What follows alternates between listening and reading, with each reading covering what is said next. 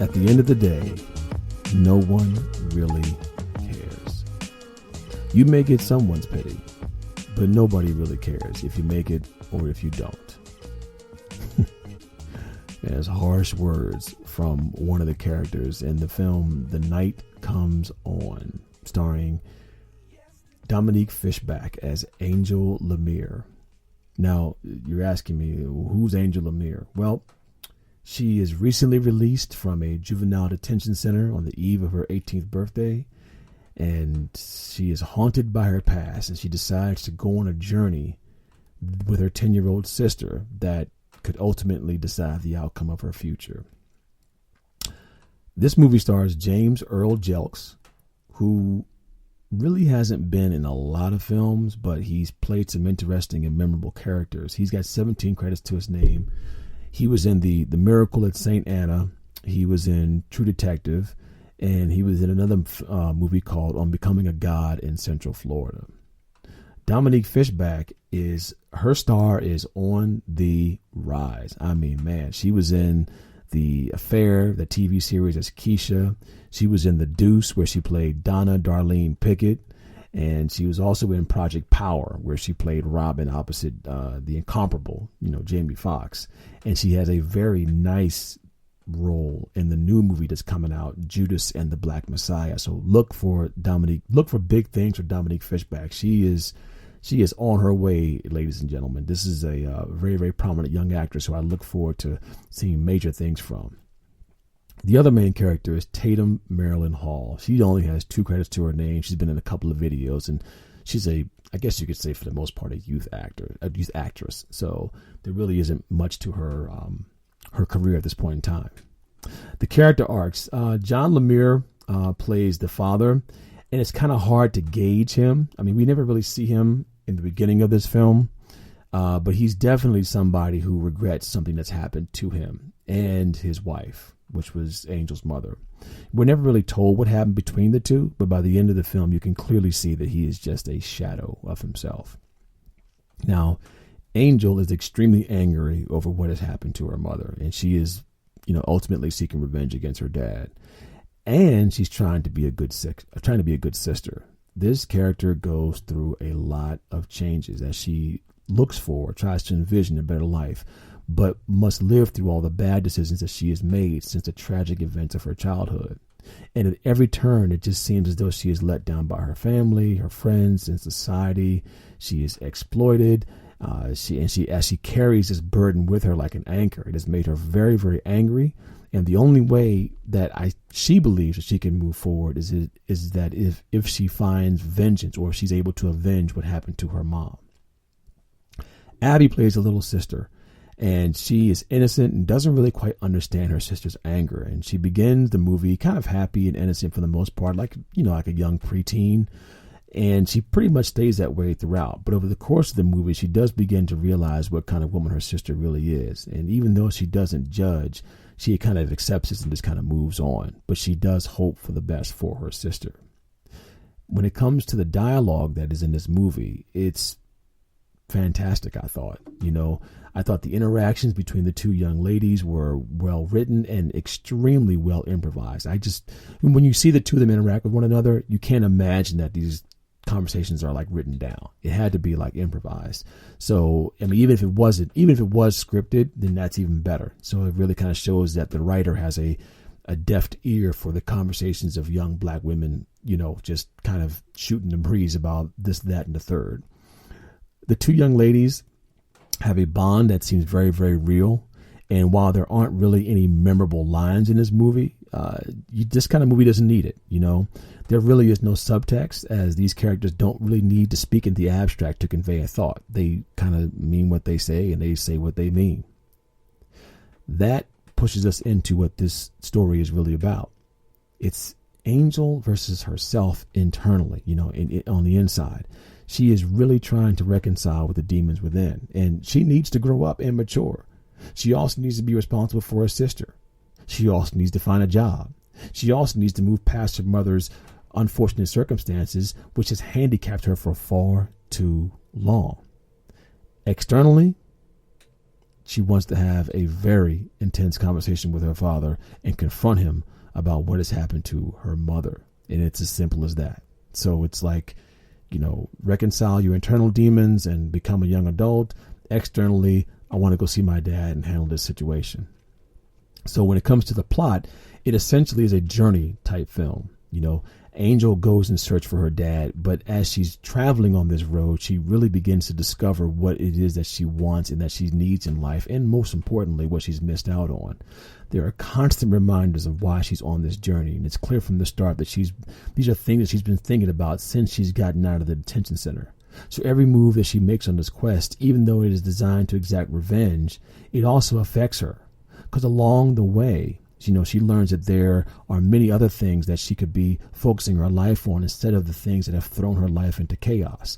There's a lot of good that's out there. And while all these things are great that are kind of like around her, whether it be her sister or just life in general, this tunnel vision has got her, kind of making these somewhat unfortunate decisions that keep kind of putting her back into the detention center or keep her in this kind of cycle of failure.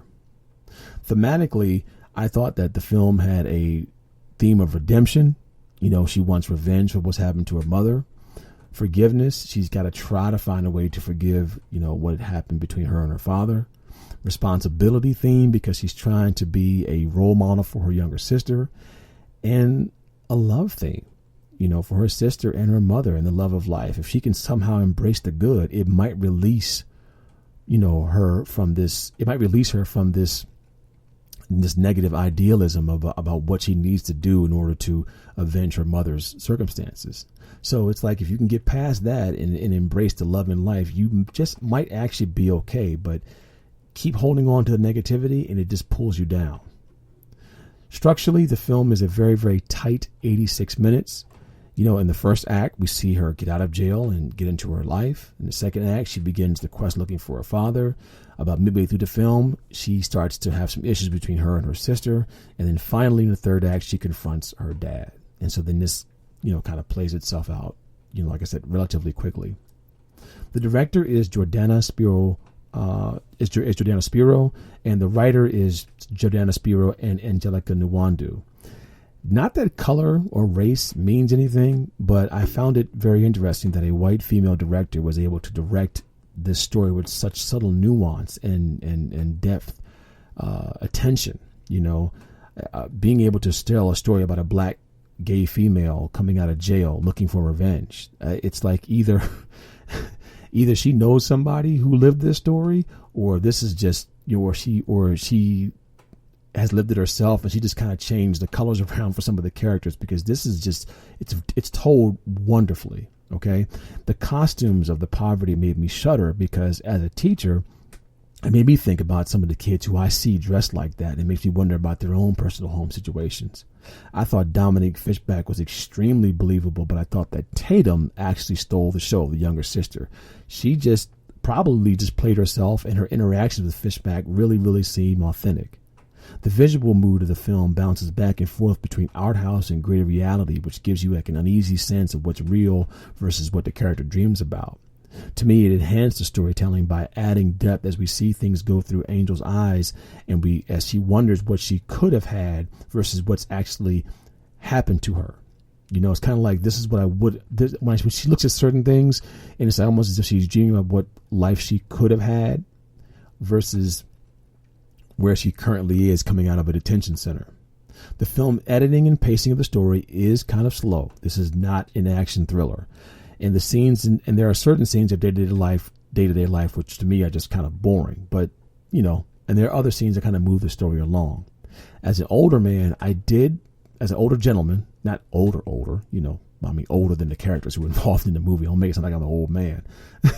But it was easy for me to become part of the story. I really sympathized with Angel's plight, and I was, ineffectually pulled into her world, and I was hoping and praying that she would find her own sense of peace, as the film progressed. Now, what worked in this movie was the realism, the atmosphere, and I kept thinking to myself, I hope that this young lady finds what it is that she's looking for. What didn't work is what I would have liked to have seen more of the father's story. I thought ultimately that he was just kind of like a one-dimensional character. Now, the film is rated R, mainly for language and some adult situations, but other than that, there really isn't much else happening in it. And as far as my Aristotle thing, unconvincing possibilities, there are none. This is, again, another very gritty film that seemed very, very true to the core. IMDb gave it a respectable 6.6 rating. Rotten Tomatoes gave it a scintillating 98. Ooh, almost 100% score. And the audience score was a very, very strong 78. The cinema and cocktails rating, my remote rating, I gave it a 4 remote rating. And I thought that this journey plot helps kind of pull together the idea that while she's on this journey for revenge, it also kind of looks at the idea of how our social services system lets people down who go through these traumatic situations. It could be argued that it was a little tropey, just kind of following a young girl as she gets out of jail looking for revenge. But the twist in this story is that it's usually these kind of films involve men. You rarely ever see a young woman out seeking revenge against somebody. So that to me put a whole different kind of spin on it. I like the fact that while Angel is looking for revenge for what happened to her mom, you could easily flip the coin over and say that instead of looking for revenge, maybe this film is looking for the love that she lost. Maybe that it's about the journey that she takes on with her sister. Because ultimately we have to learn and understand that as angry as we can be sometimes about things that have happened to us in our past, being able to forgive and find that love for life is what ultimately sets us free. So the drink I chose for this movie is a Hennessy berry cocktail. When you make a Hennessy berry cocktail, you are using 1.5 ounces of Hennessy VSOP, 1.5 ounces of cranberry juice, and 1.5 ounces of pineapple juice. You pour the Hennessy into a highball glass, add the ice cubes, top off with the cranberry and the pineapple juice, and you have your berry cocktail. Now, I chose this drink because I tried to put myself in the shoes of a young black female fresh out of jail or detention center, trying to get my head right with some of my friends. And if I were to do so, this would probably be the drink I would choose. Because just like the main character, Angel Amir, this is a strong drink with a sense of underlying sweetness and complexity that can definitely subtly calm the mood and relax you in the evening as the night comes on.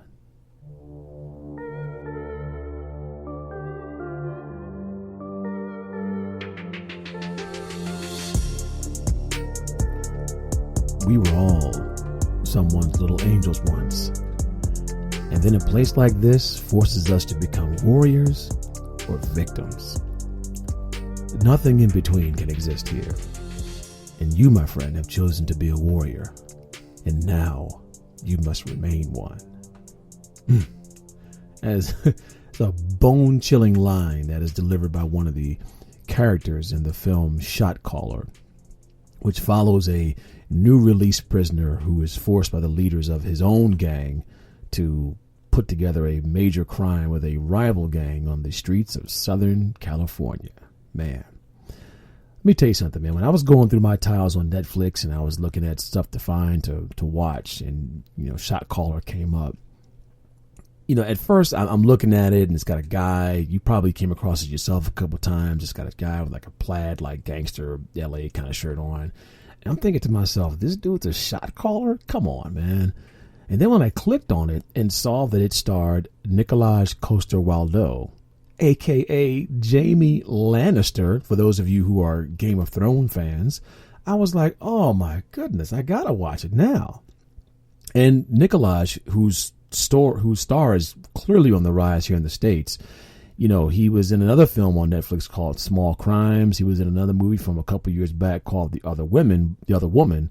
But like I said, as far as we're all concerned, he will forever be the Kingslayer, Jaime Lannister. Opposite Nikolaj is the fantastic Omari Hardwick. He plays Kutcher, from Sucker Free City.